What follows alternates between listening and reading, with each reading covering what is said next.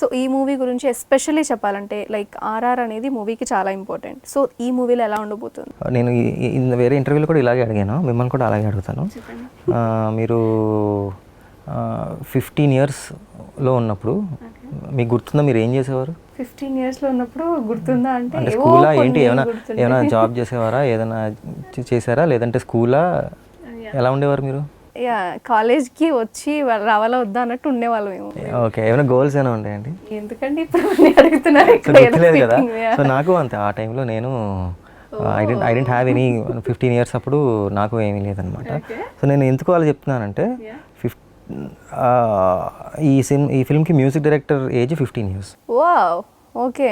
అంటే బేసిక్గా లేటెస్ట్గా కొంతమంది 19 yearsకి వస్తున్నారు అని 15 అంటే బ్రిలియంట్ టాలెంట్ ఉంది తనలో. పాటలు ఇప్పుడే సాంగ్ కూడా రిలీజ్ అయింది, ఇంకో సాంగ్ టేక్ మీ అని ఇప్పుడే రిలీజ్ అయింది. Social you can listen to it.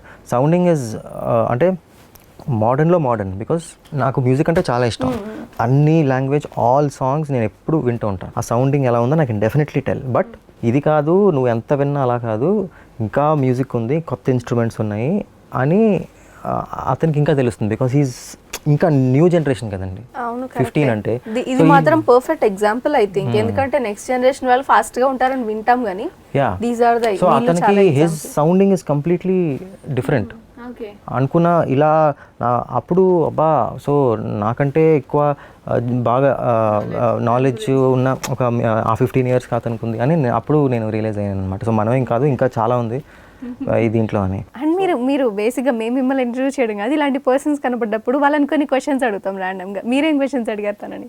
అప్పటికి ఇంకా కలవలేదు, యాక్చువల్గా కలిసాను. యాక్చువల్లీ తన పాండమిక్ టైంలోనే వాళ్ళ ఫ్యామిలీని యాక్చువల్గా ఎక్కడో వేరే పని మీద కలిసానండి. సో అతనని తెలియదు.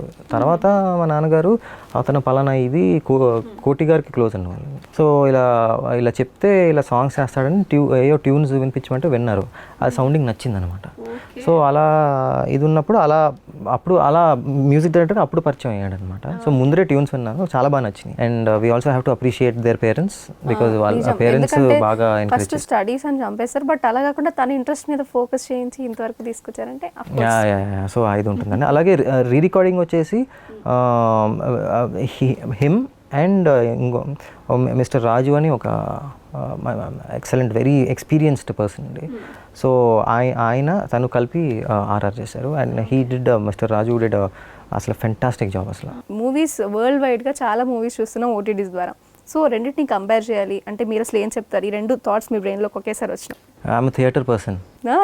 వై ఎందుకంటే పాండమిక్లో సినిమాలు చూసామండి, డెఫినెట్గా నెట్ఫ్లిక్స్ ఇవన్నీ చూసి బాగానే ఎంజాయ్ చేసాం. సడన్గా థియేటర్కి వెళ్ళి చూసేసరికి అమ్మ థియేటర్ ఇంత ఉంది కదా, ఏంటి ఇంట్లో ఎంత మిస్ అయిపోయాం మనం.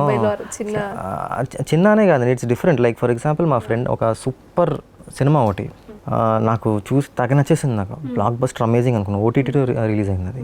అప్పుడు మా ఫ్రెండ్ ఒకడు పాండమిక్ టైంలో చూసి ఏంటి అంత ఇదిగా లేదు, బాగాలేదు సినిమా, ఏంటి అందరు బాగుంది అంటున్నారు, నువ్వు కూడా అంత చెప్పావు, ఏంటి ఏముంది ఇందులో, అంతేం లేదన్నాడు. సో బేసిక్గా అతను ఎలా చూసాడంటే సినిమా ప్రతి 2 minutesకి ఫోన్ చూసుకుంటున్నాడు, మెసేజ్కి రిప్లై ఇస్తున్నాడు, అక్కడ ఏదో కిచెన్ లేదు ఏదో పరిగెడుతున్నాడు, ఎవరు బెల్ కొడితే ఏదో చూస్తున్నాడు. మళ్ళీ అతను అంటే ఇంట్లో ఉంటే ఇది లేదండి. మీరు థియేటర్లో లైట్స్ అంతా ఆఫ్ చేసి ఆడియన్స్తో కూర్చొని చేస్తే అది ఒక 500 people 1000 peopleతో ఆ సోల్స్ అన్నీ కూడా ఒక ఎనర్జీ ఉంటుంది. ఆ ఎనర్జీతో మీరు ఆ ఎంటర్టైన్మెంట్ చూసినప్పుడు అంతా ఒక బ్రిలియంట్, అది ఇంకో లెవెల్. చాలా స్టడీ చేస్తారు ఐ థింక్ మీరు జనరల్. డెఫినెట్గా 100%. ఇప్పుడు మీరు అంతకన్నా హౌస్ఫుల్ క్రౌడ్తో చూస్తే ఆ కిక్ వేరు.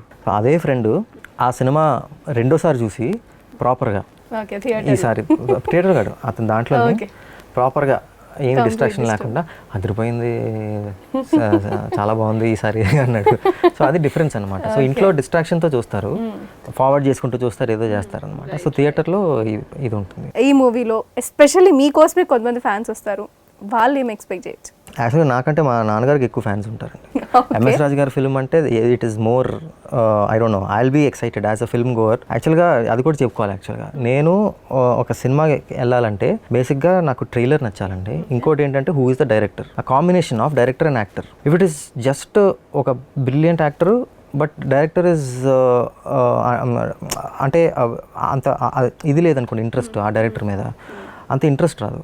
Okay. But when the director is really amazing, when you love that film makers work, అప్పుడు ఆ యాక్టర్ ఇది కూడా ఉన్నప్పుడు ఫస్ట్ డే వెళ్ళి చూసేయాలనిపిస్తుంది అనమాట. Okay. So I feel it is always the film maker is more exciting. So అట్లా definitely ఇది ఆ మార్క్ అనిపిస్తుంది. ఎంఎస్ రాజు ఫిల్మ్ మార్క్ అయితే 100% కనిపిస్తుంది.